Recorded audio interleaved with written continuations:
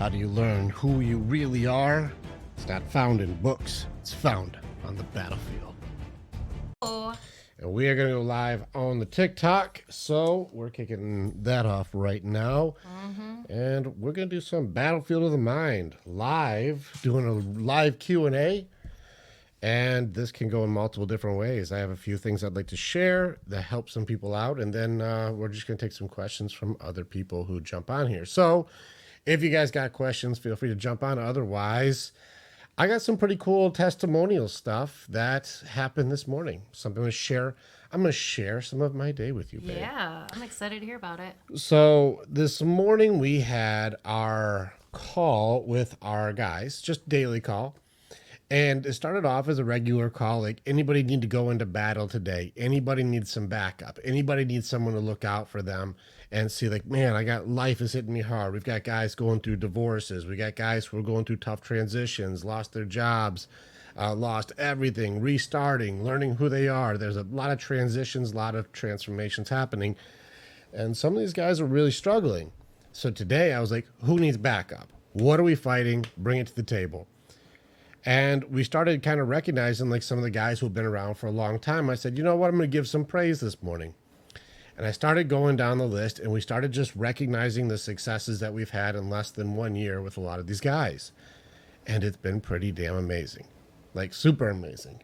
Yeah. Yeah. So we started off with, one guy who started off with, he was an alcoholic, super low self-esteem. He had a lot of PTSD issues from being bullied and beaten on for his whole life. He made himself very small, no confidence at all. And he actually, to the point where, there he is, Flores, we're talking about you right now. He's really done a lot of work on himself in all aspects. Now he's working on himself physically. He's working on himself emotionally. He's working on himself in mindset training. He's working on himself in multiple ways. He's even building out his big, beautiful red beard. And we're super proud of him. And so it started off with just giving a guy who's been around, he's coming up on his 1 year with us, just giving him some praise. And then we started going just down the list and we started grabbing another guy. We started praising him like, man, his transformation has been huge. And then we picked another guy. Transformation has been huge. And so today we're going to bring up some of the transformations. Heck, 2 of our warriors just jumped on now.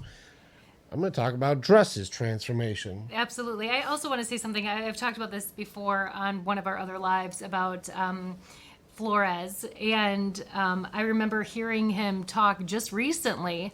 I was hearing him speak, and you wouldn't even know it was the same person. The amount of confidence that he had was almost like you were talking to a very different person. So proud of you. That's pretty incredible to see that transformation in a year.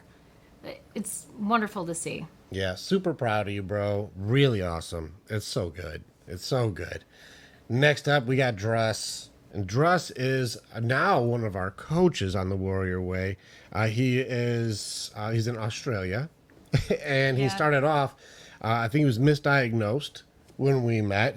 He thought he had a ADHD, bipolar disorder, and we had a really interesting conversation when we first met, and he was really struggling. He was going through really tough breakups, a lot of transition. He's gone through addiction issues. He's gone through some really tough battles. And together we have been just evolving way out of all of that stuff.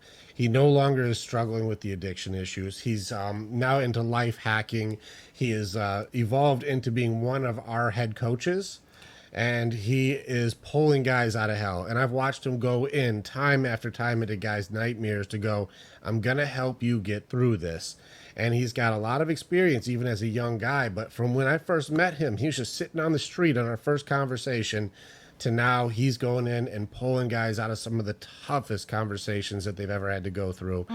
And it's a huge testament to him. Yeah, and I also want to give him praise as well because he has so much wisdom and he's so sharp. And he is so young, and it really is inspiring to see his growth And not only, is he your head coach in your program, but the way that he's able to deliver information in such a healthy way and also different from the way that you deliver it is such a beautiful thing, because I think the two of you guys are such powerhouses together, because you guys are able to deliver the information that you need to, but using a very different style that no matter who you are, you can relate to either one of you. So he's just so sharp and so smart. And so we are very, very lucky to have you on our side of things. So Yeah, it's pretty awesome. So yeah, really proud of Druss. Super, super proud of Druss. And yeah, it's a true honor. He's actually one of the guys I still can turn to whenever I'm struggling to go, I need a brother right now and I need to sort it out. And that's my guy. So pretty awesome. Before I get to the next guy, look at this one. Baby, do you even know what this means? can you please do that? No. You know what that means? No, because I don't like the Princess Bride. You try to make me. I know. I ruin it every time for everybody. Everyone. I know. Everyone's like, delete. We're not even listening. Say, hello. Or, My name is Inigo Montoya. You killed my father. Prepare to die. you just made user 2569321. We got them. We got them. We're going to just do a live screening of just the Princess Bride for everybody.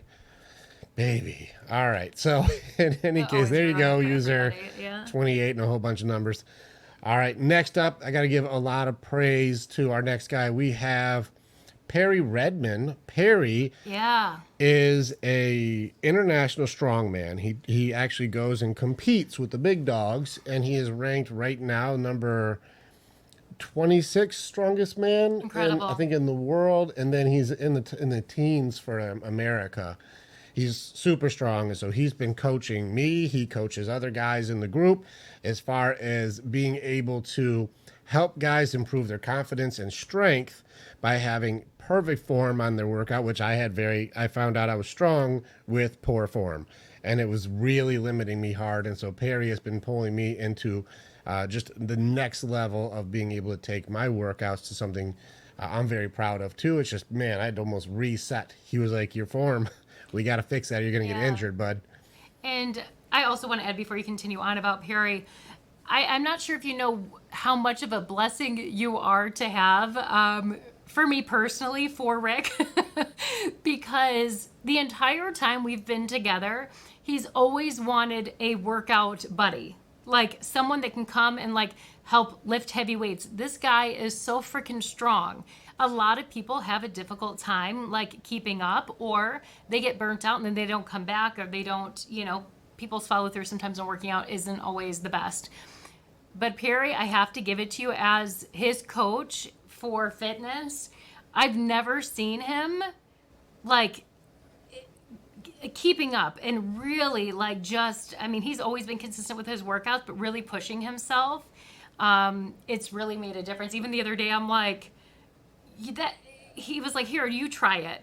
It's nonsense. I can't even do half of it. And I could barely do one. And then the day after, I'm like so sore. So I just want to tell you how much of a blessing you are on my behalf for him, because he's needed something like this for a long time. Yeah, so very cool. Appreciate you very much. Share a story with Perry is he was at a competition this year, and he actually, I think he was like in the 80s, like 87 or 89 or something like that. He was ranked in the 80s for his strongman stuff, and he was going into his competitions, and he was afraid. Like doubt was riddling him. He was beaten. Like, I don't know if I'm worthy of doing this. I'm in my own head. I don't have any support. Nobody supports me on what I'm doing, and I don't know if I'm doing the right thing. And he would talk himself out of competing. Before he would go in, he'd almost throw up before every competition because he just was in his own head. And I remember one time he was going to a critical competition for him, and we had all our guys. I think I was really sick that day, but we had a bunch of guys up at 6 a.m. with him on his drive. And we were just like reassuring, telling him we're there for him, supporting him, giving him like different styles of mindset training before he went into his physical training. And that's when he moved his rank up by, it was 40 ranks. Like he jumped up ahead of a lot of guys, went in with a very different mindset. But recently he had another competition, and one of our other warriors, Phil, was there with him, and he ripped both of his calves like in one lift. Like he overextended it and hurt his calves. And Phil was there, and Perry like was out in the hallway, and he's like he's down on himself and he's bummed out. And Phil came over and like put his hand on his shoulder, and he was like, "Bro, you're gonna make it through this. Like you've got this. Like you're gonna make it through this. It's gonna be all right." And Perry was saying today, like, man, that's like a core moment for him. He's really going like, damn, that really is going to be sticking with me for a long time. That we're going to get through this. We're going to be all right. And from there, he's like pushed himself way harder through his recovery, and then now his comeback, to where that moment was such a triggering moment to knock him into his next level. Super proud of him, like very proud of him, and very proud of Phil. Just so you guys want to know, if you guys want to see this video I'm talking about, I actually posted today's call on YouTube today. If you want to check out our other channels, I posted this entire conversation up. You can just see some of these warriors who have gone into battle with each other, and like the evolution that we've had over the last year. So super proud. And Phil's one of our guys also, who we met just through TikTok. Yeah. We met Phil through TikTok, and Phil was not associated with our company, not associated with us at all. He's just a guy who was on our TikTok, and he would just come on and he would just cheerlead. He would just hit the like button and he would just knock the likes up really high. And we loved that. And I had a conversation with him, but he's like, I can't really afford to do anything right now, and I can't afford any program and can't afford anything, you know? And I was like, fair enough, dude. You know, our main program was a little expensive at the time, and so he's like, I can't do that. And so I was like, all right, well, Godspeed, we'll be in touch. You know, if you need something, let me know. Well, he kept showing up, and he kept cheering everybody on, and he kept cheering people on and doing the work and helping people out and doing the thing. It was super awesome. And over time, we're like, you know what, Phil, you're one of us, bro. You're one of us. And so what we did is we do something in each of our group. As I do, one of the rules for the Warriors Way is that we have to all have skin in the game, and we all have to invest. And so there's one guy in each group who deserves it, needs it, and would fight for it, but cannot afford it at all. And Phil was my choice for this one group that we had. I said, Phil, you're on my ticket. I'll pay your way. And so Phil was in from that group, and from then on, Phil has done the work. Now, we make jokes because Phil was in a really difficult accident, and his whole right side of his body was smashed. And so, like, his right arm and his right leg are messed up.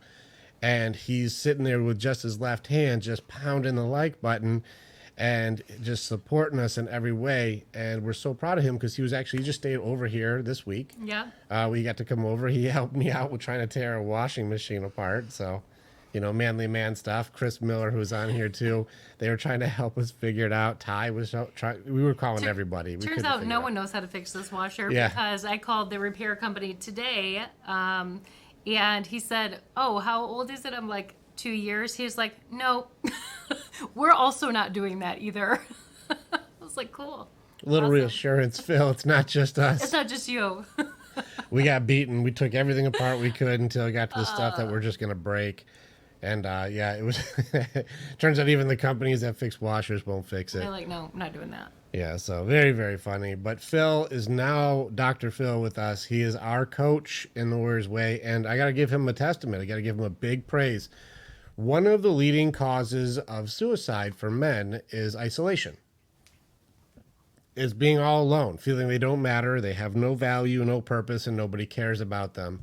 And suicide, you know, especially for men, is a really big deal. And when those calls would come up, I would take those calls to make sure guys who are going through suicidal thoughts or sitting next to the gun or whatever it may be, I would have those conversations to you know, talk our guys off the edge. Some pretty intense conversations. Andrea's gotten to witness me have to do that a few times. And it's a big deal when we have our guys who are in those moments. Well, Phil started up a nighttime group for guys who are like, man, I just don't want to be alone, and I can just hang out with my guys. Healthy guys that all support each other, like to have fun, and we like to laugh. And Phil runs that group. So he is the leader of the nighttime groups to make it so people have support. And because of this level of support, Phil running this group, we have not had any suicide calls, and it's been probably over a half a year since Phil started running this group, because there's now a place for our guys to go to feel heard, valued, important, and not be alone. And it's been a real testament to Phil. So I have to give him a lot of praise, because he's been helping guys not go down that path because they matter. And it's been a really big deal to be able to have that type of support just from Phil. Starting off as a guy who was hitting like buttons is now pulling guys out of their darkest moments. And so very proud of Dr. Phil. Absolutely. Thanks, He is Phil. one of the most genuinely nice people, like people you'll ever meet. He's so kind. Yeah. And I guess the point of this, and we had a conversation, I think it was yesterday or the day before, where we talked about the difference between some of the stuff out there and what you're looking for. And there's a lot of people out there looking for information, looking for answers, looking for solutions, listening to podcasts, reading books, and doing the things that are like, all right, how do I find the way to reach my girl, or how do I find the way to take my stuff to the next level, or how do I take my stuff I'm struggling with and work through it? What's the way to do that? And people are starving for all this answers and answers and answers, right? Mm-hmm. That's why I have that video. The answers aren't the solutions. There's some programs out there that are informational, and that's good. I just want information. I'll figure it out myself. Mm-hmm. And some programs are transformational. And this means we go and we do the step-by-step work. I don't just say watch the videos. I say we're going to do training. We're going to practice. So it'd be the difference from reading a martial arts book to being in a martial arts class. Both are going to be teaching you, but one is going to be very different. One will teach you the information. One will teach you the transformation. And if any of you have ever done anything like that, you'll know the difference between, shadow boxing and sparring are not the same. It's going to be different. Well, I think that's what's so different about what you do, is because most groups that you join, and I'm in one right now, I see the level of support that there is in your group far surpasses anything that I've ever seen out there, as far as you giving them the tools and resources necessary, but you're there often. Sometimes I'm like, should you maybe take a break? But you show up for your people. There's multiple times a day where these people can jump on and feel supported at 24/7. And it's happened where he's had to jump out of bed and go have a conversation with someone because they're struggling. And so it's such a needed service, I guess, or thing that you do offer. And you don't charge extra for it. And I can tell you, most companies, most coaching services that are out there are going to nickel and dime you for every time, minute, hour that they have left. The program that I'm in, we have to send our questions ahead of time and to ensure they get answered, because guess what? If that 1 hour is done, everybody's done. We log off. I can tell you, for him, sometimes it's 2 to 3 hours and he's sitting still having conversations with people. And I think that's one of the conversations that him and I have had, as you go through counseling and you hire people to work, even when you're in a tough moment, when that hour is done with that counselor, psychologist, whoever you're working with, they're like, I'm done, hard stop. And him and I realized, because we saw someone for a while, that we have to figure out how to do it, because people aren't going to be there for us in the way that we need them to be there. And so it's such a beautiful thing that you're able to offer people and give them the support that so many people need right now. Yeah, it's true. We did an extra 40 minutes with the ladies today in the women's group, because just one of the ladies was going through a really tough time, and helping her see like the transformation aspect of it, so she knew what to practice. It's tough. We're going through, this isn't the information where like, read the chapter, you should be good. It's like reading it and doing it are not the same. And I think that's the message to it. What's up, Brandon? I saw you on there. Yeah, Christy, you were there. And she's one of our warriors too. I got to give testament to Christy, and also Chris Miller. I saw you on here too. Angel, I see you on here. I see a lot of our warriors on here. I got to give you guys praise. We're going through difficult times. And I think that's one of the things I'm really proud of is that I don't I don't take it easy on the girls. I don't take it easy. I don't take it easy on anybody. Like it's like the warrior conversation.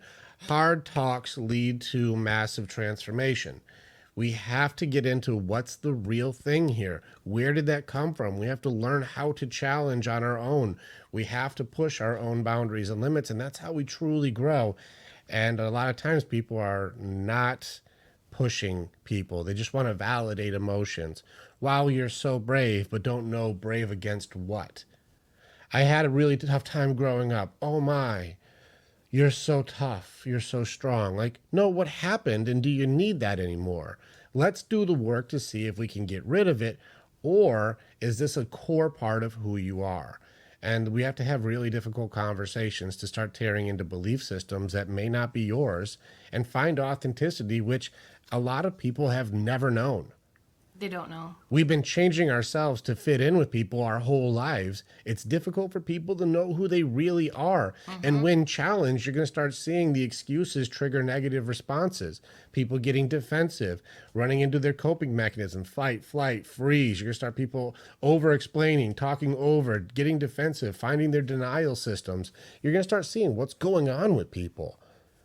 And a lot of times, most of us have been running in that system for so long, they don't even know. They don't even know they're doing it. And I think the other part of that is once you start to realize and understand yourself and you want to be on the path to find who you really are deep down, that also can be scary because now you're presenting yourself and you're showing up as someone different than no one knows who this new person is. And that can come with rejection or hurt or pain. And so that's why you always hear, people say like surround yourself with like-minded people, surround yourself like that is so important in these moments because if you don't have a strong support group, it's very easy to fall right back into the old version of yourself. Yeah, so easy because the default program doesn't go away. It's been there for decades. Yeah. And then now you're supposed to have one conversation and stop doing what you've been doing for 20, 30, 40 years. Right. Yeah. Josh, it's good to see you, man. If you want, let's have another talk. I'd like to talk with you again. Like I know that you've been going ups and downs, and I'll talk with you again because I know if you're still struggling, man, it'd be good to have a conversation with you.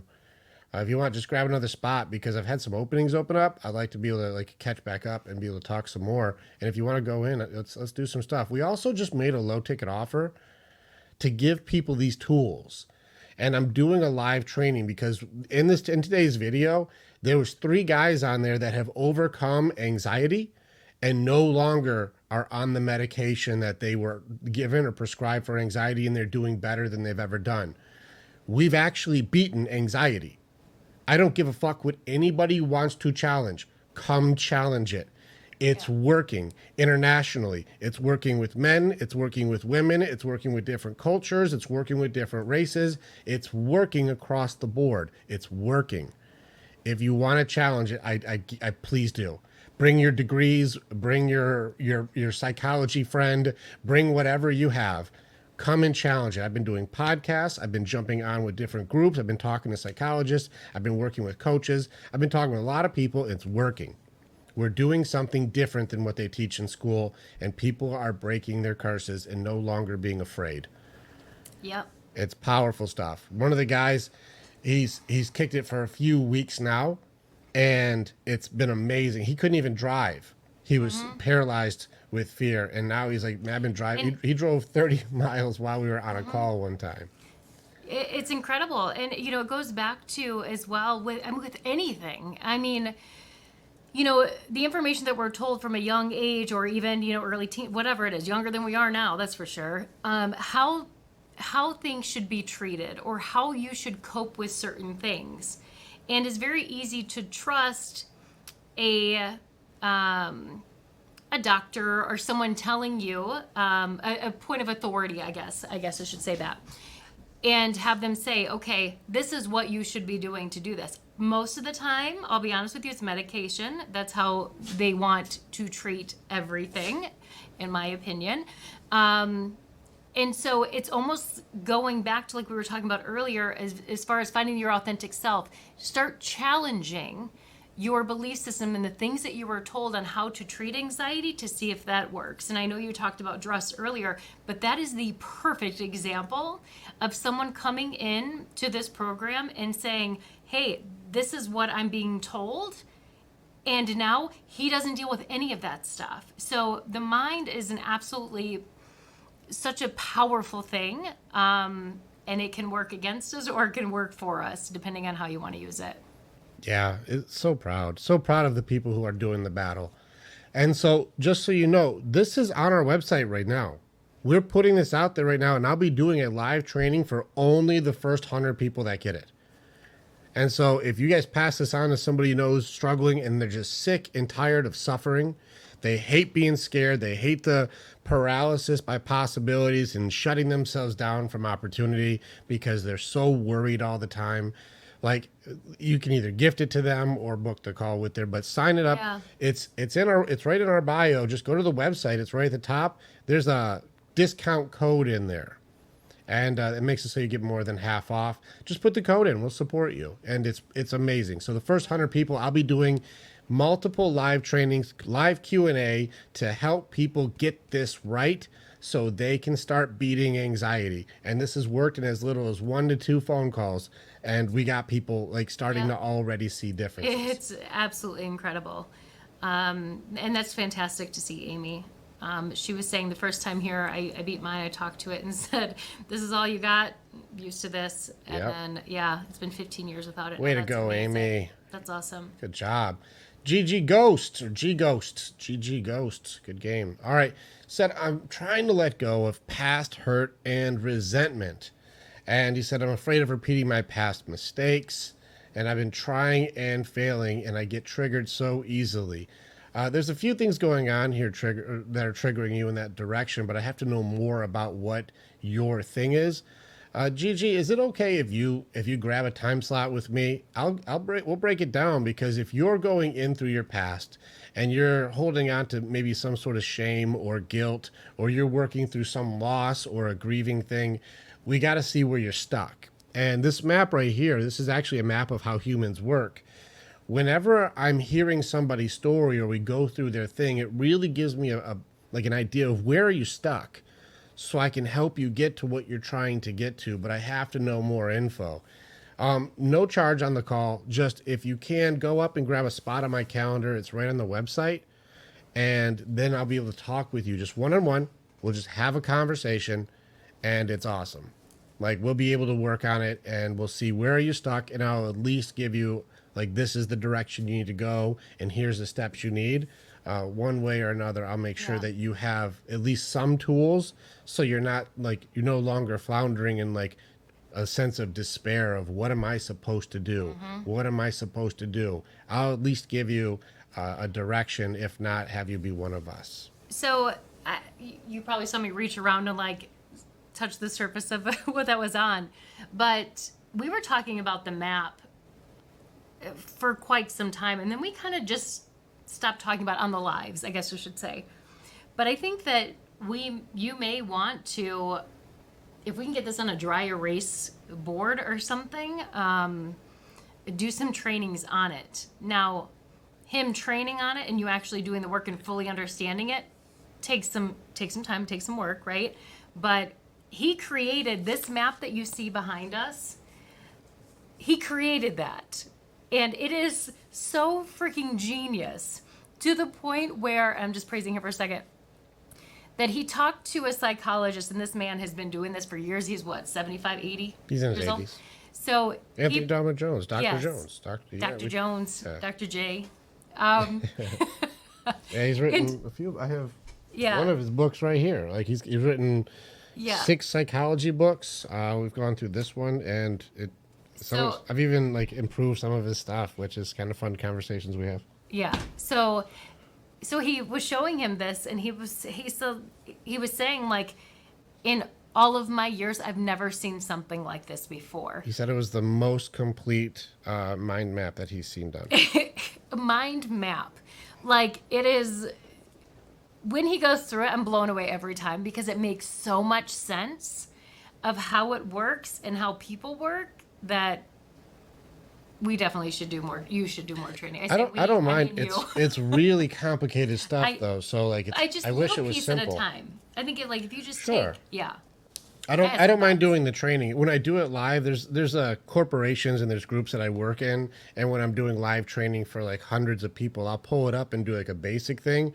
But even for my coaches, when I'm teaching them how to use it, we'll look at scenarios and I'll say, where is this person stuck? Where are they trying to get to? Do you see the part that they're missing? It's pretty awesome. And so whenever I'm doing like large trainings in front of like it's like hundreds of people, when we do this training, people really enjoy it, but it can get really, really tricky because humans are not we're not just simple creatures. You know, when it It's gets not black and into white, yeah. love and values and principles, and it gets into our identity, when it gets to your belief systems, your goals, your fears, your motivation, your loss system, like we're complicated. And trying to figure out where is the missing piece for somebody, it's a lot harder than most people may think, Yeah, and so it can get pretty tough. absolutely. But otherwise, yeah, we can do more map training. Yeah, I think just taking bless you. I'm not doing that. Yeah, taking just a piece of it every time is it is so powerful. Just even breaking down into sections, I think people could learn a lot from that. Yeah, appreciate you guys being on here. Let's see, I see James, Joshua, Yeah. Gigi. Thank you guys for jumping on with Thanks, us. James, Very cool. for the gifts. Yeah, you guys are Appreciate awesome. it. Yeah. My favorite PC. You're Phil's favorite NPC, Yeah. baby. I always hold that title strong. There was a long time that we're calling you an NPC, and you're like, I don't know what that means, but okay. But I'll take it, and I'll hold take that. Yeah, and clearly I've definitely held that title very proud. it. You are like, I'm not going on the adventure. Hell no. I'll be in the castle, and if you need something, just come and I'll help you start a quest. Yeah. Angel says Rick caught all I was going through in the very first call. That's what's so fascinating about this guy too, because he does. If anyone has had a conversation with Rick, you know, within 15 to 20 minutes, once he's done asking you questions, he will identify what the issue is immediately. Immediately. The men will usually say, okay, wow, all right. And the girls will say, what? What do they say? Well, different things, but no, the girls will like they'll say that like, how did I know? Like Christy just said, like Yeah, Rick literally that's just good. knows. Said he just knows, but yeah, it's He does. Yeah. I mean, it depends depends on what stage they're in. Yeah. That's true. Some people will be like, well, maybe that's right, but I don't know. I don't, you know, maybe I don't. And I'll be like, yeah, I see where you're at. Okay. I don't want to talk about it, you know, so it's Yeah. funny. But no, a lot of times too, the conversation I'll have too is the first time I've heard guys say it's the first time I felt heard or seen in most of my life that somebody really gets it. And I'm happy to have those conversations. I actually really love it when I'm talking to somebody who thinks it's going to be counseling or thinks this is therapy or thinks this is something like that, and they realize that's not what this is. It's warrior training, and I'm teaching you tools and practical application. I'm not talking about just your feelings. And so I have warriors like, you know, Chris is on right now, his big beautiful beard and all the stuff that he does.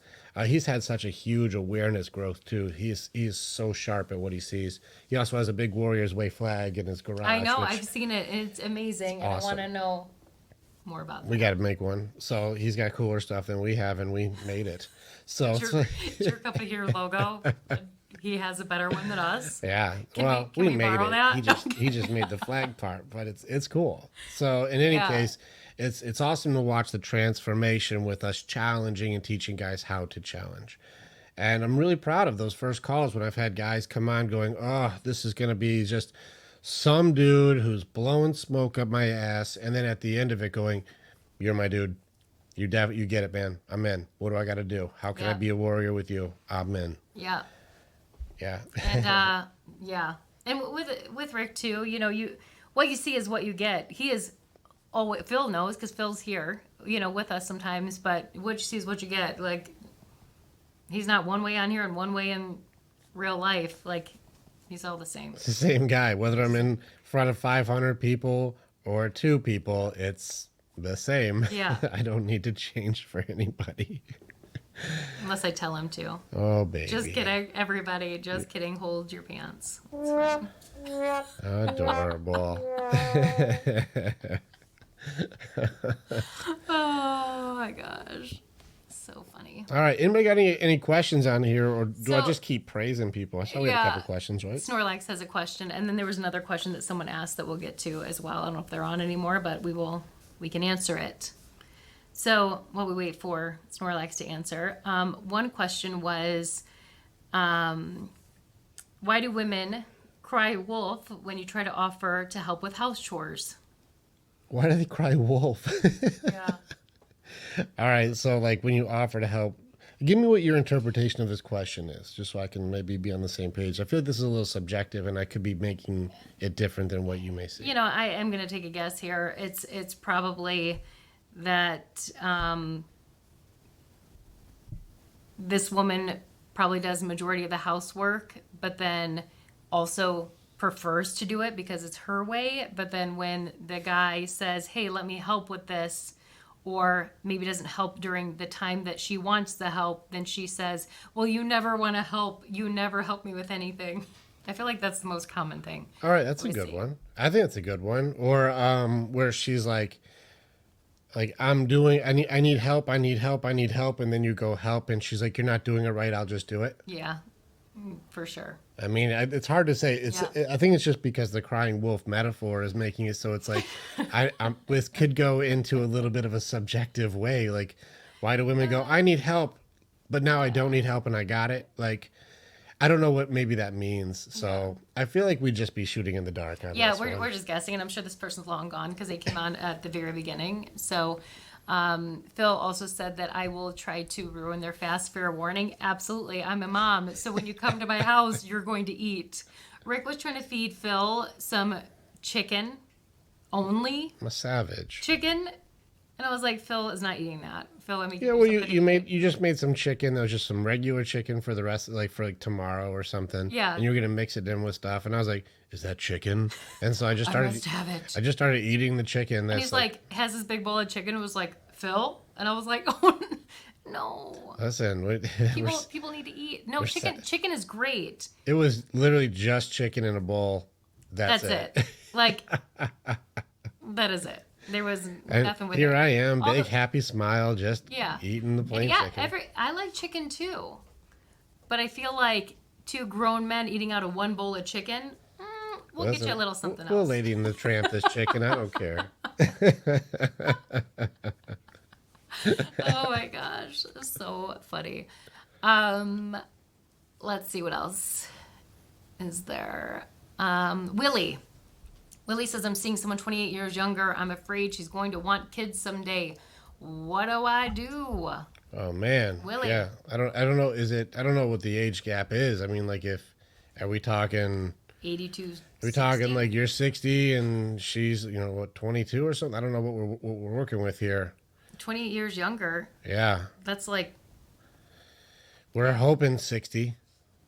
47, Ugh. 21. what is there in common?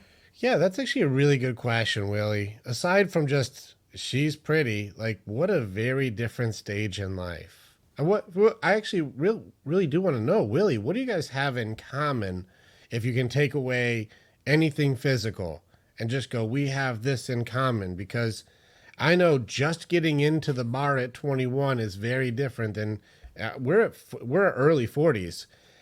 We don't even consider going to the bar. Like, we'll go once every few months, and it's just us, and we'll just have a drink or two and then go home. So we're not getting white girl wasted. So I don't know what do you guys have in common? We really would like to know. Yeah.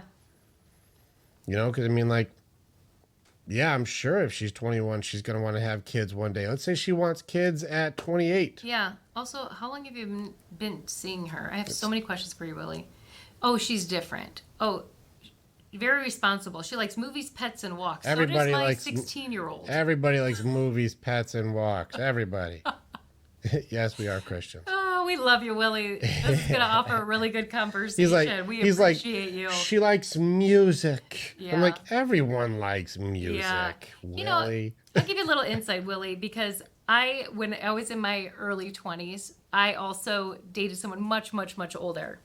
And then you realize when you're doing that, you have dad issues. And sure enough, sure did. Oh, for sure. If she's dating a guy older, the age gap is more than her years alive. There's daddy issues for sure.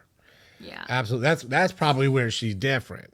It's not because she likes walks. Everybody likes walks. And if she likes to walk pets, she's got a dog then. And if she likes movies, everybody likes some movies and music. Yeah. Everyone likes music. So if you're looking where is she different, she wants to date a dude who the age gap is more than how long she's been alive. That's probably where she's different. And hey, credit to your game, Willie. Credit to your game. That's good. She's a good relationship with her dad. Yeah. That's awesome. I bet you have more in common with dad.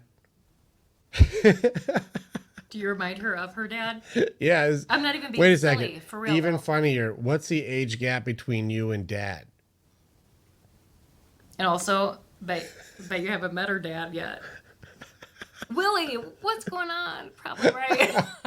I don't know why, Willie, but I really am a fan.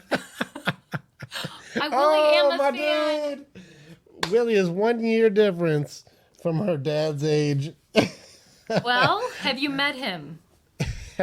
I know I haven't met him. Of course you can't. Of course you're no. He's gonna hope you were a Uber driver, not a boyfriend. Are you sure you didn't go to school with him? You probably did. You guys were in graduating class together. Listen, I can tell you. Yeah, no. Oh my gosh, I love it. She's attached to me, and I'm afraid to get close. Listen. What is she attached to, Willie? I mean, are you paying her bills or something? You sugar daddying? She got 2 daddies now? What is this? Mm-hmm.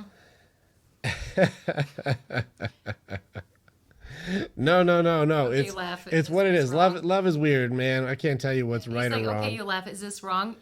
What advice would you give your daughter if she was 21 dating a 47-year-old? Also, you know you.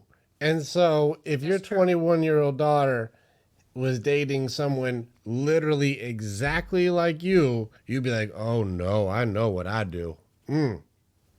No.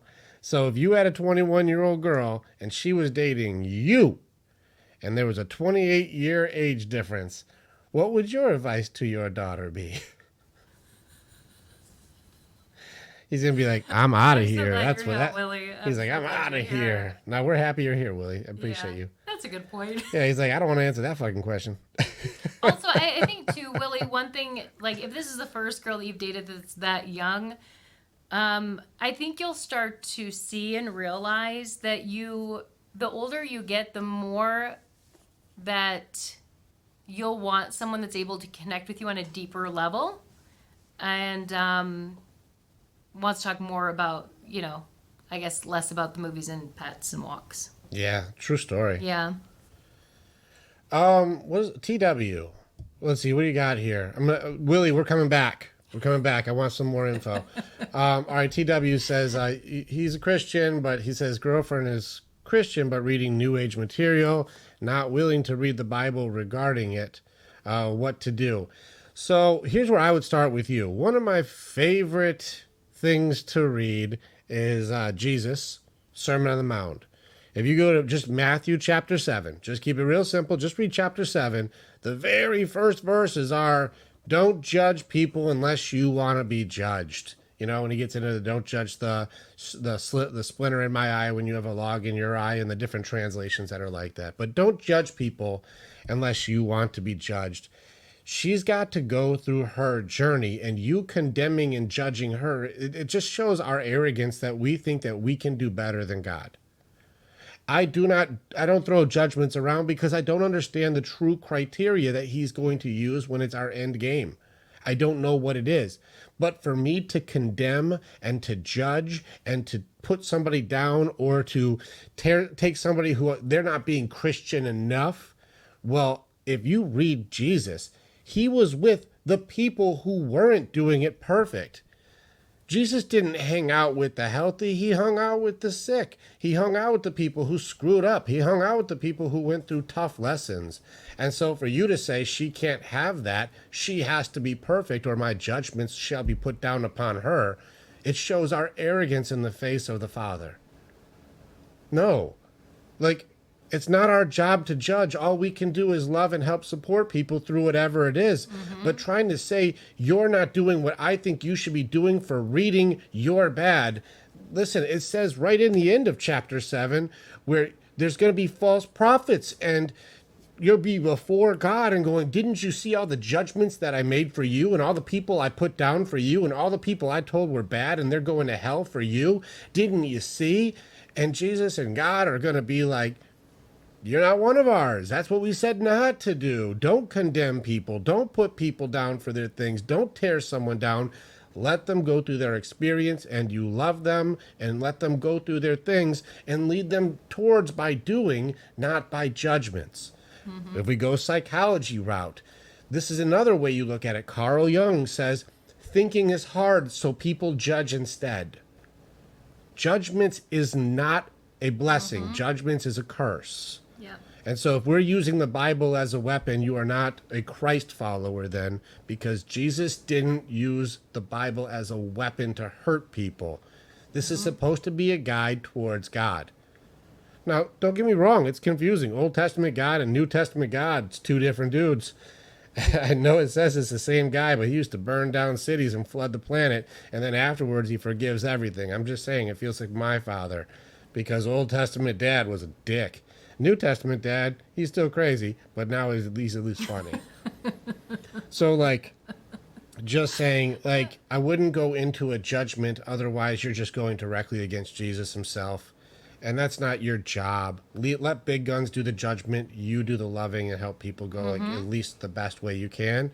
Yeah. All you can do is offer advice because remember, our greatest power that God gave us is free will. Let them make their own choices and then love and forgive them because life's hard enough without us shitting on somebody because of the Bible. Yeah. Just putting it out there. Absolutely. Just Matthew 7. I'm not even going into 1,000 scriptures. Just read when Jesus was doing Sermon on the Mount. Just Matthew chapter 7. It's not that long. And like you'll go, okay, shit, that's a good place to start. Yeah. Okay, fair enough. Let's see. So my boy Willie. Willie says, deep down I believe she just likes being with me because he treats her right. I believe you do. I believe, yeah, she's done with the boys. She wants the men. She wants a man. She went boys to men, Willie. I would just make sure, Willie,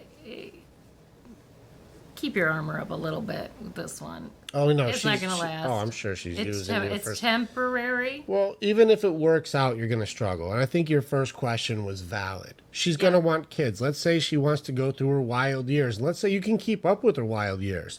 Well, this is going to put you, let's see, she's going to be 28. She's 21 now. So you're going to be what, 53, 54. And she's going to be like, let's start having a baby. All right, cool. Let's go ahead and do it. Let's go ahead and make you have a 10-year-old at 65 years old. Mm-hmm.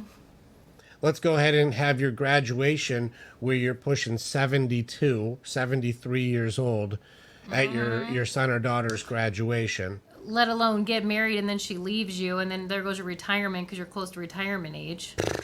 Don't do that. Even if you win, this is wild, bro. Even if everything goes perfect, this is going to be a tough one. Yeah. And so your concerns, I think it's fair. Valid. I would have concerns. I have concerns for you. Yeah, I've never met you. We're not even there, and we're worried. Going through the wild years, Chris says, sounds like a lot of work. It does. Gosh, could you imagine going back to the bar years now? Gosh, no. And I was a wild one in my early 20s. Yeah, I was always at the bar. Wild. And now I can barely even hang out at one. Yeah, you used to be wild. Now you're a Snorlax. See what I did there, Chris? See what I did? It is a lot of work. I mean, I stay up till midnight, and it takes me a couple days to recover. Yeah, right. You saw you too, Chris. You saw a bottle of alcohol the other day, and you slept in for 2 days. Yeah, I was like, that's it. That is it. So So Willie says, I'm solid and treat my women good. And yes, I'm always out having fun, but I'm sure it won't last. Yeah, this is where people Yeah. got to be careful if they win. Here's my question for you. You said you're solid. I believe that. And you treat your woman good. I also believe that. Then how come they're not staying? Ooh. No, I'm not even being mean, but like if you do treat women really good, why do they keep going? Or is it you breaking it off? Or are you just attracted to women that are 30 years younger than you? Yeah. He's like, thanks. I get the point. He's like, next person. I know. Yeah. He's like, enough with me. I'm not asking any more questions. We'll wait though. I'm kidding. Yeah, sorry, Chris. My phone's in the bedroom charging. I don't even have my phone on me, man. I saw you said you were texting me, but my phone's on the other side of the building right now. So, Yeah. otherwise, I would happily check the text message. But Brett says because women don't want the nice guy.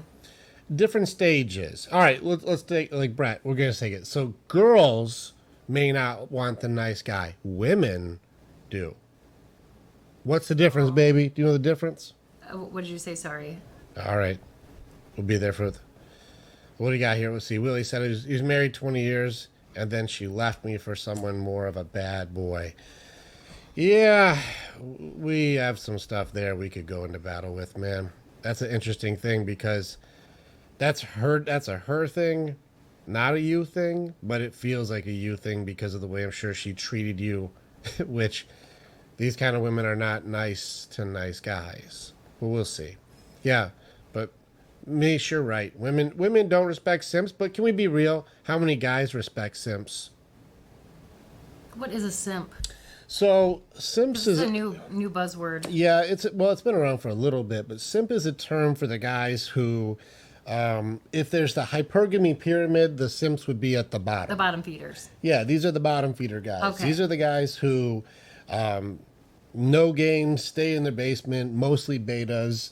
They're the guys who spend most of their paycheck on like OnlyFans or whatever. Okay. These are the guys who are just messaging through, trying to slide into DMs, Sure.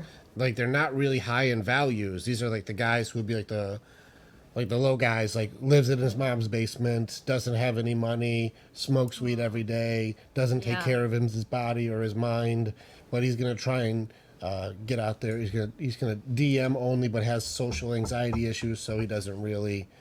The simps, Yeah. the beta guys. Yeah, Snorlax says Sims push the girl up the pyramid to be the alpha. Yeah, Interesting, we've seen okay. those guys too. Yeah. The guys who will do like the hypergamy thing where they'll be together and he's going to take care of the kids in the home and do all of this stuff while she goes to school and becomes an attorney. And then I've had multiple conversations with women who became like nurses or, gotten their law degree or whatever. And the guy who helped her do better, hypergamy, would kick in. And when that happens, this is her dating down in the social hierarchy or in like safety security part. Now she's above him and there's an interrupt. She becomes less interested in this guy.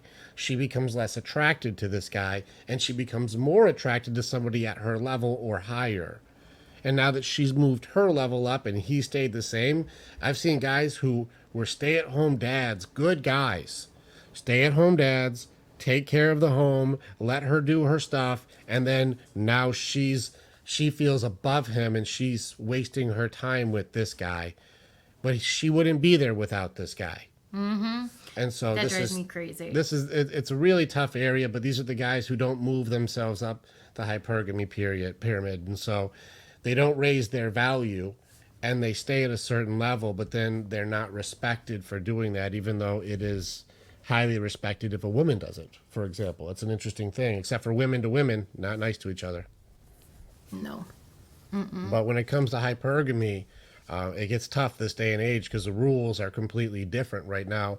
And the guys who think that doing it the good guy route, that the way that women give is the same how men give, it's not. It's extremely rare for a woman to give the same way a man does, especially with finances, safety, and security. It's not the same. And so it's a tough game out there. So you'll see these guys out there who get their asses kicked, and they try to do the nice guy thing or the right thing, or they just never move themselves up and they're still at the bottom. And so they're considered the guys who will just, be drooling all over these girls who are, on name the social media site. Yeah. Like name the site, and they're the guys who are in the comments and liking everybody's photos and all of that stuff. Yeah. You get it. Yeah. So that's a simp. Got it. Thank you. Willie said he is not that. No, I'm And sure Willie he's is not. a good guy who puts his family first. Yeah. Yeah. Now she probably fell into a social dynamic where she's supposed to go get hers. She needs to get hers in some way, shape, or form. But that's the Beauty and the Beast thing. And so, Willie, real talk. Listen, we're in our 40s. You're in your 40s. We get it.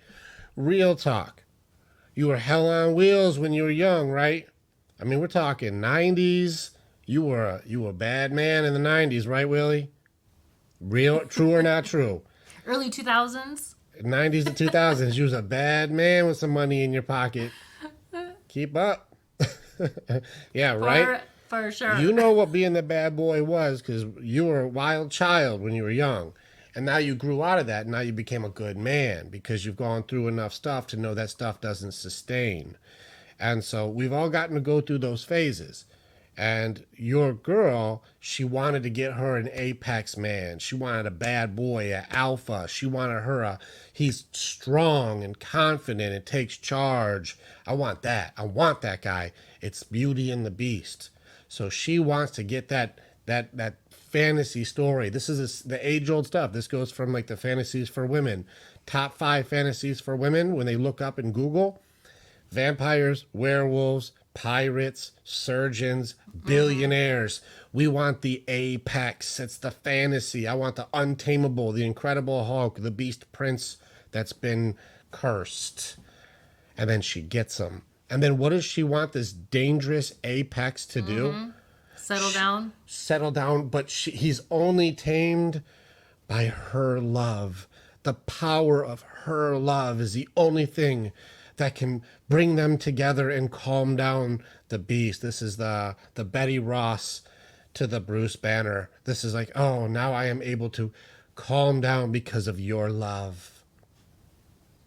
And then what happens? She wants that apex cursed prince who the curse has been broken to be a good man. Be a good dad. Take care of the house. Mow the lawn diagonally. Make sure the flowers are in order and that the garage is clean, and he helps with the chores around the house, and she domesticates this bad boy alpha apex motorcycle riding badass who don't take shit from nobody. Now turns into the homeowners association president who takes care of the kids in the neighborhood, contributes to charities, and is looking out for his mom and grandmother on the side while he's doing philanthropy. Like, she wants this super sweet guy, and then she gets that and realizes, and this is where you look at Beauty and the Beast, realizes the thing that was the most interesting about her was you. Now she's getting older, and she's not interesting. She's not as wild. She's not fun. She is the beauty in the story, and the beauty is fading, and now she needs a quickening because my life now has become regular, cookie cutter. Every day the same thing. You're just taking care of the kids and doing stuff, and there's no excitement, no adventure anymore, no more. Yeah. She needs a quickening. She needs to be rejuvenated. So she needs to go and, it's the same in her mind, and I've seen this over and over again. Yeah. She may be 47, but in her mind, she's still 22. Yeah. And so when they go back out, they think they're just going to go back out and be in another adventure again, and another cursed prince will choose her simply for being beautiful. Yeah. Except she's not Beauty in the story anymore. She's the old lady with the apples at the beginning, and Beauty keeps walking by. And that makes it a lot less fun for her. She's no longer finding cursed princes. She's finding broken men. Yep.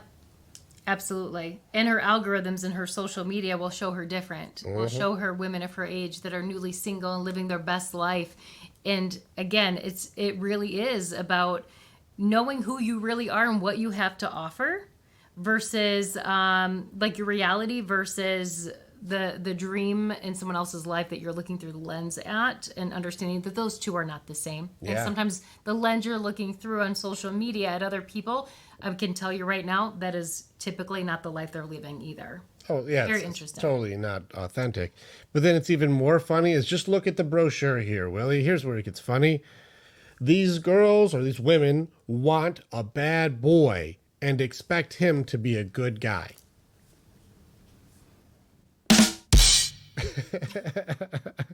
They want him to be a good guy when his resume says, I'm a bad boy. Mm-hmm. It's so funny when he starts messing around with younger girls behind her back and wondering, why is he doing this? He's like, did you see my resume? I'm literally going to screw around on you. It's in my statement of purpose. You didn't notice? Yeah, here's a good point. Willie, I'm so glad you're on tonight. He said, good point. My ex that left me for that bad boy is trying to come back. Of course, because this is what they don't understand. These women do not understand that what they're leaving their stable house for is not what it's all cracked up to be. They, first of all, do not have... They don't look the same as when they did when they met you. So they're also not going to be as attractive. Like what? You hit your brakes. You were like, they don't. Well, it's just like you said. You're going into a new world that, Willie's saying he's married for 20 years. And now we're going back to the dating scene. Surprise, the dating scene is not what it used to be from just what I've heard. And it is very difficult out there. So it's not as easy. Now you're looking a little older. Now it's even harder. So, anyway. That was funny, baby. You got me on that one. You're like, he's right now having fun. And they don't. I don't want to say it. All right, they don't look how they used to. Let's just call it what it is. And that's what it is. Listen, the reality is a woman pushing 50 is not the same as a woman in early 20s. It doesn't look the same. No, it shouldn't be the same. No. And yes. Also, the mind is different. So understanding what you want and what you expect are going to be, the mind is very different. The look is very different. It's very different. Yeah. Mish, you said social media has given women unlimited options. You're not wrong, but it's bottom of the pyramid. Yep. Because the guys at the top, the guys who have worked to continue raising up not only their value, but values, like not just financially, but also as the type of men that they are, the guy who have higher values and value have more options. But the women will be having more options at the bottom, because they didn't level up as their guy has. And they think that they're going to go out there and they're going to get them a 1%er. Well, what do you think your criteria that a 1%er wants you for? I don't think this is one. You guys want to know the hardest lesson that our women's have given our women, and half of them haven't even done it. They avoided this answer. One of the toughest things for the ladies was, do you know the difference between your baggage and your benefits, and which one is more? One of the harder questions you'll see somebody ask a woman is to go, can you give me your 3 things about you that are unique that have nothing to do with your looks? You can't say the 3 things about me that are unique is I like animals, I like walks, and I like movies. Everybody likes those. Anybody who has feet likes to walk. Kids like those. Kids like those. Like, everybody likes those. Yeah. I like music, I like food, and I like the beach. Everybody likes this shit. Like, so you can't go, that's unique. What's unique about you? Give me something that, like, this is not a common thing, but I love it. I would like that. And you can't say things that are super common. I like hanging out with friends. I like s'mores. And I like guys who play guitar. I'm like, none of those have anything to do with you.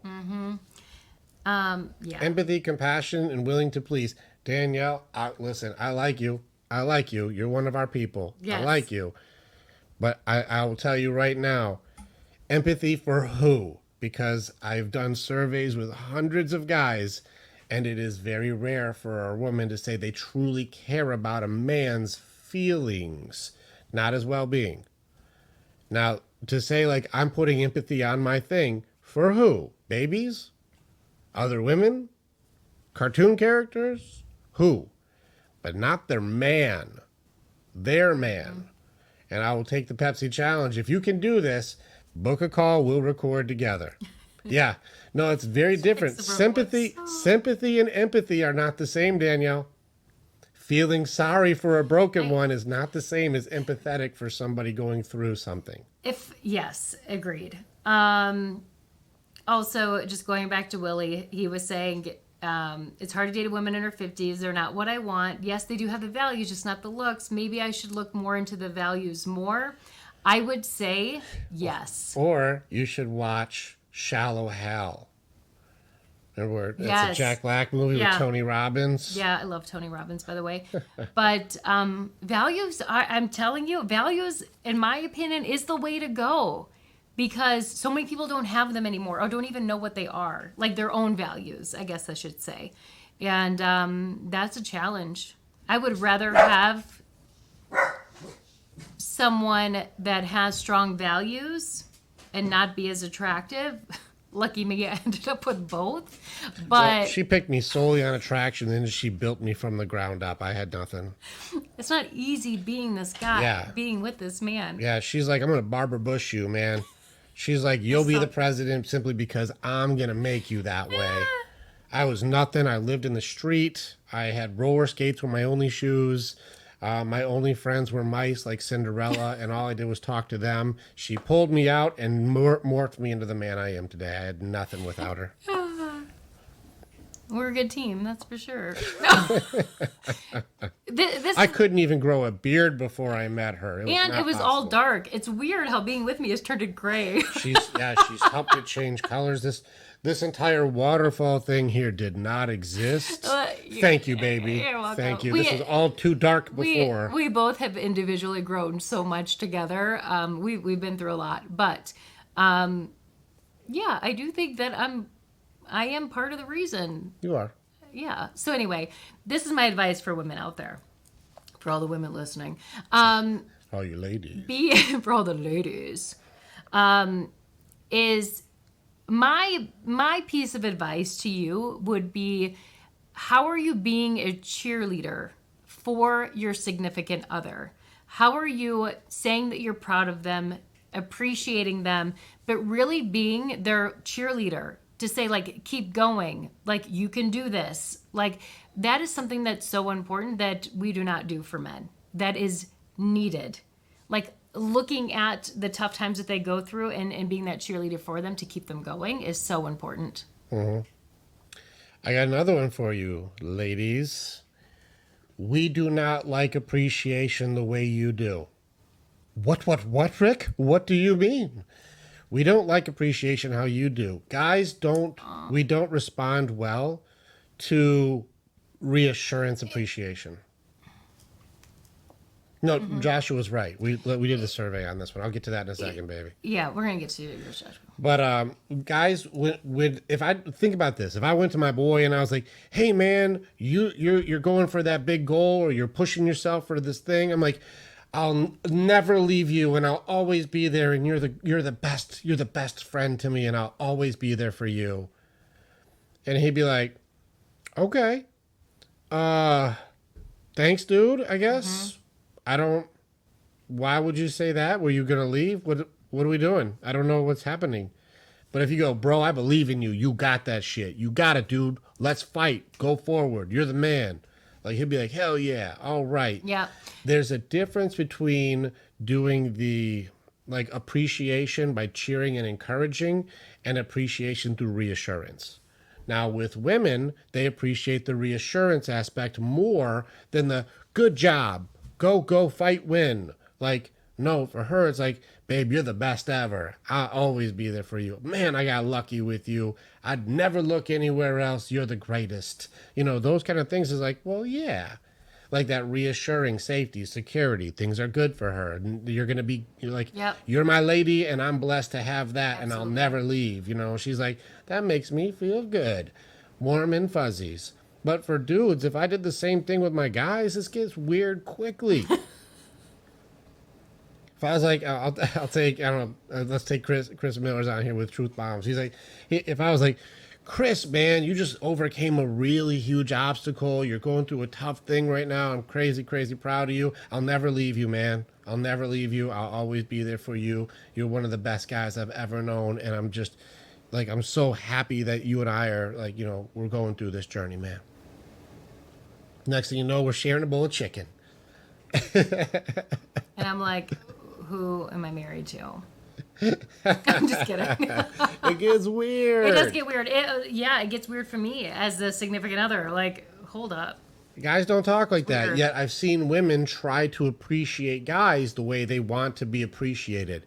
And so if you're trying to reassure your guy as appreciation, it's the same thing. We don't know what that is. We don't get to live in this world of safety security. You have safety security because we don't. How's that for a truth bomb? The reason you value safety security is because we have to be unsafe to make sure you get it. Mm-hmm. If something goes wrong, like you want equality until shit goes down, and then we want gender roles back so you go fight the bad guys. Mm-hmm. Like, no. It's all fun and games until shit goes down. And this has happened in multiple different things. And so when it comes to safety security, we don't operate in that world. We operate with encouragement. Build your guy up. That's my man. You're so strong. I believe in you. My man's the best. He's going to kick ass. Mm-hmm. Go fight, win. Yep. That's why we like cheerleaders. And when do they cheer? It's not when you win. It's when you're down points. It's in the middle of the game. It's whenever things are going tough. You got to fight. Get the first down. You cheer your guys on. That's what it is. And a lot of women, they get complacent and they don't do any cheering anymore and wonder why he just isn't putting in the effort anymore for chivalry or date night or any of that. And you're like, well, do you still cheer him on? He chose you because you were the best cheerleader, and then you quit your job and wonder why he's not doing his. Mm-hmm. Interesting, right? So just putting that stuff out there, we like our appreciation different than you do. And guys, you may not have known that about your girl. If you're like, good job, she's like, thanks. Give her the reassurance aspect of like, damn, I got the best girl, don't I? Damn, I got a good one. Baby, you're the best. How did I get so lucky to be with someone like you? Look, she's already smirking. Yeah, she's like, I like it. He says things like that, and I love it. I love it every time. It never gets old. And so we like it differently. Yeah. We like just so you know, appreciation is different. And so that's you guys got to see. Thank you, Chris Miller, for being my guinea pig on that one. Mm-hmm. Let's see. Danny, I said, do you love me 10 times a day? I don't know which way you mean by that. Maybe? I don't know. I don't know which way. Because do I love you 10 times a day? I do. Yeah. But do I say it weird like I don't know if I say it weird. I don't want you saying that 10 times a day. Yeah, if I was like I love you. I love you. It's weird. I love you. No. Yeah. I love you. Hey, how about now? How about now? Do I love you? I do. You still love me? You still love me? Yeah.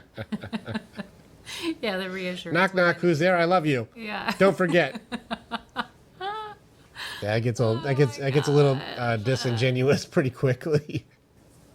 Phil wants to know if he can feed you chicken. No. Oh Lord. Philip. Philip, no. Leave it to Phil. Make it weird. Yeah. No. Not once. No. So there was a question. Yeah, you said it was a statement that you wanted to get into. Where was it? It was my wife. I wish my wife cared. That was a survey that we did with our guys, actually. And Danielle, this would be a cool one for you. We actually did a survey. Some of the guys are actually in here right now. We did the survey, and it's actually kind of funny. I won't even spill the beans on how it went with some of the guys with this one, but there was at least 100 guys. I had pages filled of me asking like the guys 3 questions. I had 3 questions to ask them. First question: do you feel like your feelings, not well-being, your feelings, how you feel is important? The guys said yes. Do you feel like your wife or fiance or girlfriend, do you feel like she cares about your feelings? Not your well-being, ladies. Don't try and change the topic. feelings. How are your feelings today? They said no. She does not. And ironically, there's only a couple guys that said yes, and each of those guys are no longer with those girls, which is ironic because it wasn't true. And then third, do you wish that she did care about your feelings? And all the guys said yes. This was the universal answer. Yes, my feelings are important. No, they don't feel important to her. Yes, I wish they were. Do you think it's care in general, or is care situational? I think the word care is open, like love. Like it's too big. What does care mean? Does care mean petting somebody's head? Does care mean feeding them? Right. Does care Yeah. mean keeping them warm? Does care mean paying a bill? Does care mean Right. like giving them a ride? Yeah. Like care is too big. So no, I don't think caring is the same word. But when it comes down to empathy or no empathy, empathy is I actually care about your feelings. I want to know, what are you feeling right now? And then I can relate with the feeling that you have. This is different than like, hey, did you get sandwich today? Or hey, this is taken care of, or we folded laundry, or that bill was paid, or this thing is taken care of. These are different. Those are well-being. Now, there's a training that we did that was more about not having expectations that others need to be something that they're not. And this gives you a little bit more of you can have empathy without expecting empathy back. And we go through different armor types and stuff like that for our guys. That's an advanced conversation, advanced call. But like it's a tough thing. And this is, I don't think it's because I'm not calling women cruel. I'm not saying you guys are evil and you guys are abusive, or no labels, no judgments. I believe there's a safety protocol. I believe there's a hypergamy reason for it. I believe there's I need to feel like I'm safe and secure aspect to it. But when it comes to empathy, women have way more empathy for babies, for sure. No, not even close. They can hear a baby make a noise and know what that noise means. Guys don't have that system. So do women have more empathy for babies? For sure, because they can't take care of themselves. 100%. Not even an argument. It's not even a close race. Can women have empathy for kids? Oh, for sure. Yeah. Now, some more than others, but sure. And guys, as the kid gets older, develops more empathy as the kid gets older for the children. Guys are able to have empathy for their women, which means we'll hear you vent, we'll hear you go through it, and we want to help. We want to help you. We want to ease your pain, and we see you suffering, and we want to ease your suffering. We will give whatever we have to give to do so. How can I serve? How can I do this? I want to be able to help you, babe. I can feel your feelings. But our women, for some reason, don't ask men about their feelings. What are you going to do to fix it? How long is that going to take? What's in the way of it getting done? How come you're not fixing that now? I don't care how long your day was. I want this done. And we're going, wow, like, where's the feelings? So this is where it gets into the aspect of, I want my man to be our rock. And I've heard guys go, I feel like I have to be the rock for the family. I have to be the foundation. I have to be the strong point for everybody. I have to be the rock. Yeah, you're right. Women don't want vulnerable men, but they think they do. They don't. I want him to be my rock. Question: what feelings do rocks have? Don't worry, I'll wait. Rocks don't have feelings. And so the idea is that we have to always be stoic. Yet, they want to be able to vent and unload all of their emotions on us, and we should be empathetic and receptive and caring and compassionate. And we have no reactions, no matter how cruel or crazy that it is. We don't react. We are rocks. But we can take on all of their information for validation's sake. Yet we can't do the same because they don't want that information. Yet there should be no room for resentment. Can you see some of the conundrum that a lot of the relationships are running into? I'm not saying that women can't, but I believe there's a higher level of evolution that needs to happen before that changes. And I train my guys. I don't know if it's necessarily necessary, but we have to look at where do we get those things. And so It's a little bit of an intense conversation if you were to ask your guy, does he believe you actually care about his feelings? And don't be angry at him, which would be so ironic that you would have a feeling overload if he says no. That would show how much you actually don't care about his feelings. If he goes, no, I don't think you do care about my feelings, and you're like, oh, yeah? And then you start yelling at him and screaming and you pick a fight, that shows how much you truly care. The irony there, you guys see it? If you really cared, you go, baby, what are you feeling? And you'd be able to be empathetic and listening and concerned, like, dang, my guy's really going through some shit. Instead of, so what are you going to do to fix it? This is not a slight against my women, please, by the way. It's not meant to be. It's just understanding that there's a reason for this and that guys don't expect something and vice versa. I think just for you ladies to think us guys are good at venting, we're not. We're fixers. We just want to fix the whole stack. I want to fix all your problems immediately. And you're saying, I don't want you to fix them. But we want to fix them. And so it's hard for us to listen to a vent and just go, that must be hard. When we want to fix it. Like, I can fix that. You know that, right? And that problem that you have, it doesn't become a problem when this is working and I can make that work. Would you like that working? I can do that. I'm just going to get started on that. You're like, you're not listening to me. And I'm like, I did because the broken thing is about to get fixed. We're running into this really interesting, not It's really relatable for listening me. thing. I'm naturally a fixer. You are a fixer. It's true. It's tough. What was the list that you thought men needed from women? Danielle, I didn't see it. Danielle, are you in the group, the women's group? I don't think she is. No. I don't know her. Oh, she's got enough people. Listen, what happens? She's Well, always ask on her with us. first. I'm just going to hit buttons and see what happens. Oh, she sent it in a video.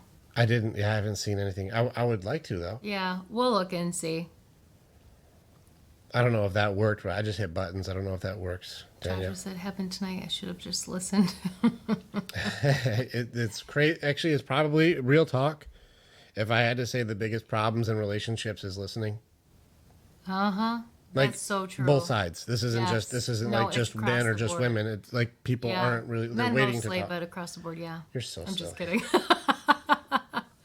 You DM'd in this I account? will look at it We'll and check it see. out. Yeah. Yeah. Yeah. Danielle, if you can jump on, you can jump in with us. You got enough followers. Let's have a conversation. Throw some, you interact with us enough, it'd be cool. You don't have to, but it'd be fun if you wanted to. Hey, Amy. Good to see you. Hey, Amy, I want to know. I meant to send you a text message, but your guy, I think Rick said that you're still talking to him. Have you had him?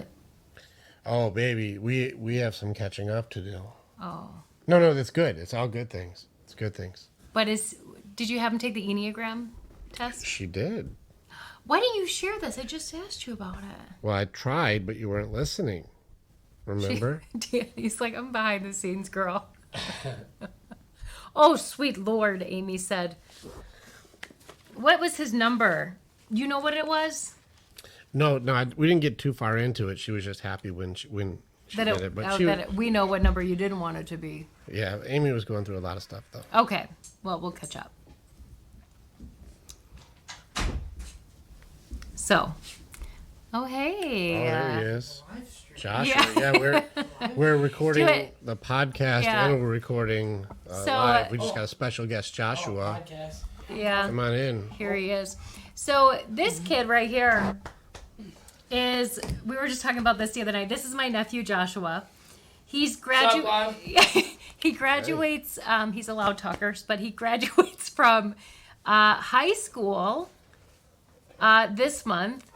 But let's do a little praise for Joshua. Not only is he the quarterback for his football team, but he also plays defense. But he also is the homecoming king. He also is a valedictorian. I'm not kidding. He's also like the best player on their basketball team. Yes. He's, center and like what would you call it? Captain? Are you captain of the team? 1,000-point score. 1,000 points. yeah. 1,000 points is a season, right? Yeah. Yeah. 1,000 Okay. points. Yeah. Yeah. You know, it's cool. Thank you for the clap. And now he's got his own channel. He does, but they shut him down. They So shut he you was down? doing baseball cards and things like don't, that. Don't So Nate, GoPro. he actually has the sweetest girlfriend. Look at these people. They've been together since Almost freshman 4 year. years, 4 more months, 4 years. 4 years? Yeah. Almost 4 years. Very sweet kid. Yeah. Yeah. Appreciate Good it. dude. So humble. Eats Hysterical. all of our food. I'm about to go eat their French toast. Yes, you are. You're going to go eat those French toast Keep sticks? supporting. Yeah. Keep supporting them. They do good work for the community. You can see our place is open for everybody. Thank you, Yeah. Joshua. Yeah. We're all invited. Yeah, we'll see all of you soon. The doors are. I'll doors type are in our not open. address. Yeah. Yeah, I Josh was is like, go eat, Josh. Now he's just- I'll feed him. gonna go raid our kitchen now. Yeah. Oh my That's very gosh. funny. Well, all right. Special guest Joshua Burkett. All right. What was his tag? Brother Briggs or something? Brother Breaks. Brother Breaks. Yeah. TikTok shut him down though because he was, I don't know. Too awesome. Yeah. Little too awesome. Wait, is he dating in with the girls? No, he's got his own, he's got his own girlfriend from high school. Yeah, Church. she's very sweet. Yeah, they're a good team. They're a good Yeah. couple. Yeah. But I'm a little sad. I'm gonna have to go through some sadness right now. Why? Race to acceptance. Because I was dreaming about those French toast sticks that are about to get murdered right now. Gonna have to have a funeral in my own heart for the French toast sticks that are getting nuked. Yeah, Josh says his youngest will be a senior next year. He's dating a senior, not sure how that will work out. You know, I'll be honest with you. I had a conversation with him not too long ago because I worried. I'm like, they've been together since they were freshmen. Like, how often does that really last? And I was like, well, what's going to happen if, you know, you guys go to college and you go away and she stays? And he's like, I don't know. We'll see. Now they're both staying local, but I don't say this lightly, but I wouldn't be surprised if these two end up together forever. Like, and I'm not naive to it, but these two are different. I don't know, man. Sometimes, hey, listen, they can be younger and date a senior. It works out. I mean, look at Willie. Yeah. Senior citizen or senior, It's all, it can go listen, either them way. Willie's probably not even discounts. on anymore. Oh my gosh. Poor Willie. Oh my gosh. So funny. All right. Well, yeah, Chris, on the recording is going to be there. You'll see it. So I'm good. I feel good. Just know that we've actually been doing some really powerful things. It's not all just goofing around. We actually do go into battles. We do a lot of transformational work, not just informational work, but we do have information that's up for sale right now. If you go onto our website, it's low ticket offer. I'll be doing a live training for people for only the first 100 people. This is worth a few $1,000s, and it's only like $250. And so, like, we're giving the first 100 people a chance to learn how to beat anxiety. We're putting that out there, and we're going to be helping a lot of people. We're already getting a lot of testimonials, and you can hear some of them. We just loaded up on our TikTok, or not our TikTok, our YouTube channel today. And check out the new Spotify, the podcast that we're doing right now, The Battlefield of the Mind. There's a lot of different versions on there. Coaches call, people who are other podcasters, TED Talkers. We have guest speakers. We do our coaching calls. We have live one-on-one calls. We have live TikTok Q&As like this. We have a lot of different content on there, and we have a lot of variety, and it makes it so you can have different information in different aspects. And so it's very, very cool, and our way of trying to help as many people as we can with as much content as possible to give them Absolutely. answers and solutions.